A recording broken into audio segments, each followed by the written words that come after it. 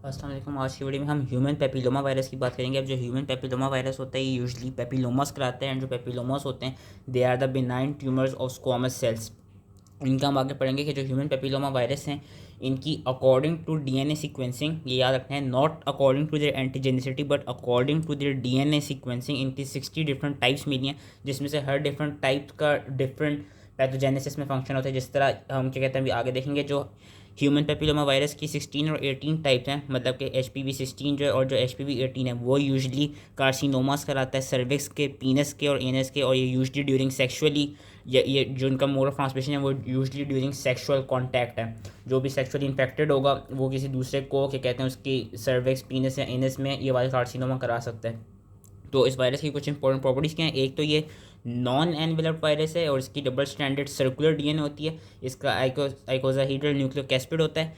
इसकी जो इंपॉर्टेंट चीज़ हमने याद रखनी है वो ये याद रखनी है कि जो जीनोम है HPV की उसमें 7 अर्ली जीन्स होती हैं जो E1 से E7 तक इंकोडेड है और 2 लेट जीन्स होती हैं L1 और L2, ये याद रखना है। और जो अर्ली जीन्स होती हैं वो क्या कराती हैं, they basically encode those proteins which are involve in synthesis of viral mRNA and in the replication of progeny DNA genomes. Whereas जो लेट जीन्स होती हैं, लेट जीन्स किन प्रोटीन्स को इनकोड करती हैं, वो उन स्ट्रक्चरल प्रोटीन्स को इनकोड करती हैं जो कि प्रोजेनी वेरियंस में रिक्वायर्ड होती हैं। ये इनका फंक्शन याद रखना था।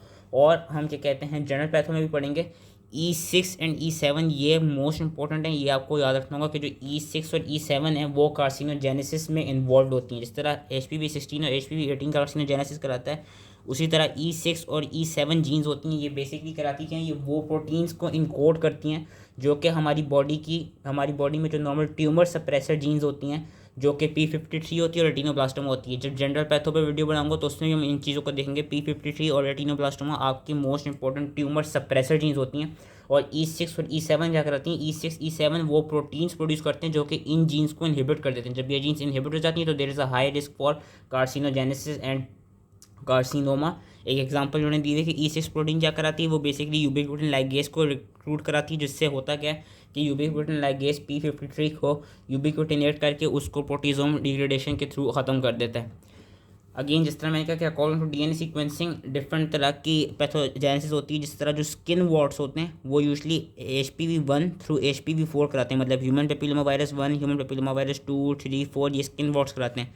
जेनिटल के wards usually human papilloma virus 6 और 11 कराता है। ये 1 2 4 है, ये सिर्फ 6 एंड 11 जेनिटल वॉर्ड्स कराते हैं। वेयर एज जो आपकी कार्सिनो जेनेसिस करा रहे हैं वो उसमें 16 है एंड 18 है। ट्रांसमिशन इसका क्या, ट्रांसमिशन का मैंने कहा कि जो जेनिटल वॉर्ड्स हैं, जेनिटल वॉर्ड्स का most important transaction is through sexual contact. Whereas इनका नॉर्मली नॉर्मल इनका और किस तरह ट्रांसमिशन होती है, through skin to skin contact और प्राइमरीली विद द क्या कहते हैं lesion, skin to skin contact के थ्रू, या कोई स्किन में अगर माइक्रो एब्रेजन भी आए हो तो उसके थ्रू भी ये वायरस जो है वो इन्फेक्ट कर सकता है। और एपिथेलियल सेल्स में जाकर सबसे पहले वो जो बेजल लेयर होती है वहाँ पे जाकर इन्फेक्ट करता है।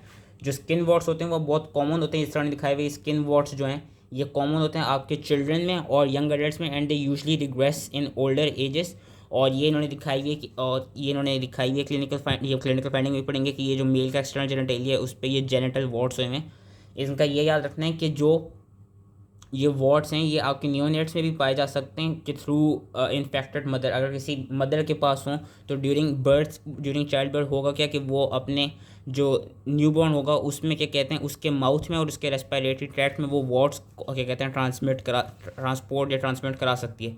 पैथोजेनेसिस की क्या है, पैथोजेनेसिस की याद रखनी है कि ये जो पेपिलोमा वायरस होता है ये स्क्वामस एपिथेलियल सेल्स को इन्फेक्ट करता है और उसमें जाके कराता है कि उन सेल्स में जाके वो एक characteristic perinuclear cytoplasmic vacuole induce करता है। क्या करता है, characteristic perinuclear cytoplasmic vacuole को इंड्यूस कराता है। और फिर वो जब सेल्स वैक्यूलेटेड बन जाते हैं तो उन सेल्स को हम कहते हैं कोइलोसाइट्स।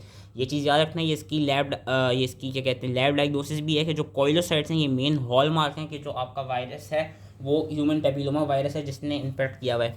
बाकी ये कि जितने भी वॉर्ड्स होते हैं ये दे यूजली बिनाइन और वो मेलिग्नेंसी को प्रोग्रेस नहीं करते, लेकिन जो मेलिग्नेंसी को प्रोग्रेस करते हैं उनका हमने भी फंक्शन पढ़ लिया कि जो HPV 16 है और जो 18 है वो यूजली कराते हैं। जिसमें से जो HPV 16 है it is important because it has E6 and E7 proteins विच मैंने अभी पहले बताया जो कि P53 और रेटिनोब्लास्टोमा जो कि ट्यूमर सप्रेशन जीन है उसको जाके इनहिबिट कर देती है। क्लिनिकल फाइंडिंग्स हैं कि एक तो papillomas of various organs is the predominant finding. दूसरा वही बात कि जो स्किन और प्लांटर वार्ड्स हैं वो HPV 1 से लेके HPV 4 करा रहा है। जो जेनिटल वार्ड्स है जिसमें क्लिनिकल फाइंडिंग है, जिस तरह जेनिटल वार्ड है, इस क्लिनिकल फाइंडिंग को हम कहते हैं कॉन्डिलोमेटा एक्यूमिनाटा, ये याद रखना है, कॉन्डिलोमेटा एक्यूमिनाटा। और ये कौन करा रहा है, HPV 6 और HPV 11। वेयर जो कैंसर्स हैं यूट्राइन सर्विक्स के, पीनस के और एनस के, और जो प्री मेलिग्नेंट लीजन्स होते हैं जिनको हम इंट्रा एपिथेलियल न्यूप्लेजिया भी कहते हैं, ये कौन करा रहा होता है, ये करा रहा होता है HPV 16 एंड HPV 18। इसकी लैब डायग्नोसिस क्या है, तो लैब डायग्नोसिस में हम कोइलोसाइट्स देखेंगे जो कि मेन हॉलमार्क है। दूसरा हम PCR बेस्ड टेस्ट के थ्रू हम चेक करेंगे कि कौन सा के DNA को डिटेक्ट करेंगे और किस क्या कहते हैं किस सीक्वेंस का DNA, वो भी हम थ्रू PCR के थ्रू चेक करेंगे कि किस जीनोटाइप का DNA, जिससे हम डिटर्मिन कर पाएंगे कि कौन सा HPV हमारे पेशेंट में प्रेजेंट है।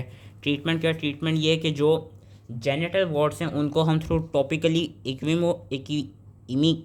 इमी की मोड दे सकते हैं या पोडोफाइलिन दे सकते हैं। मैंने पोडोफाइलिन याद रखी है क्योंकि ये मुझे ज़रा इजी लग रही थी, तो हम जेनिटल वार्ड्स को ट्रीट करने के लिए पोडोफाइलिन दे सकते हैं। जो स्किन वार्ड्स होते हैं उनको हम ट्रीट करने के लिए लिक्विड नाइट्रोजन गैस लगाते हैं। वेयर जो प्लांटर वार्ड्स होते हैं उनको तो हम या सर्जिकली रिमूव कर सकते हैं या फिर हम उनको सैलिसाइलिक एसिड के साथ ट्रीट करते हैं टॉपिकली।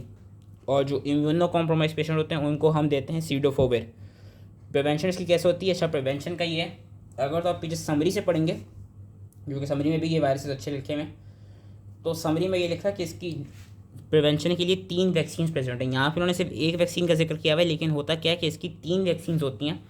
अब एक वैक्सीन में क्या होगा, एक वैक्सीन में आपके पास क्या कहते हैं, जो एक वैक्सीन में बेसिकली वो L1 कैप्सिड प्रोटीन होगी जो कि HPV type 6, HPV type 11, HPV type 16, HPV type 18, HPV और 5 डिफरेंट तरह के HPV के ख़िलाफ़ क्या कहते हैं वो क्या कहते हैं काम करेगी। 3 वैक्सीन होती हैं। एक वैक्सीन जो HPV type 6, type 11, type 16, type 18 और 5 अदर HPV के खिलाफ काम करती है। जो वो 5 अदर कौन से होते हैं, 31, 33, 45, 52, 58, ये पीछे लिखा हुआ है। दूसरी वैक्सीन क्या है, दूसरी वैक्सीन वो जिसमें सिर्फ HPV टाइप 16 और टाइप 18 के खिलाफ काम करती है, और वो यूजली कैंसर्स को ट्रीट करने के लिए या कैंसर्स को जो इंट्रा एपिथेलियल न्यूप्लेजियास हैं इनको प्रिवेंट करने के लिए दी जाती है। तीसरी जो वैक्सीन है जिसका यहाँ पे जिक्र है, गार्डासिल 9। गार्डासिल 9 में क्या है, गार्डासिल 9 की वैक्सीन के अंदर वो लेट 1 कैप्सिड प्रोटीन है जो कि टाइप 6, टाइप 11, टाइप 16 और टाइप 18 के खिलाफ काम करती है। So that was it related to human papilloma virus. I hope इसलिए समझ में आ गया एंड थैंक यू।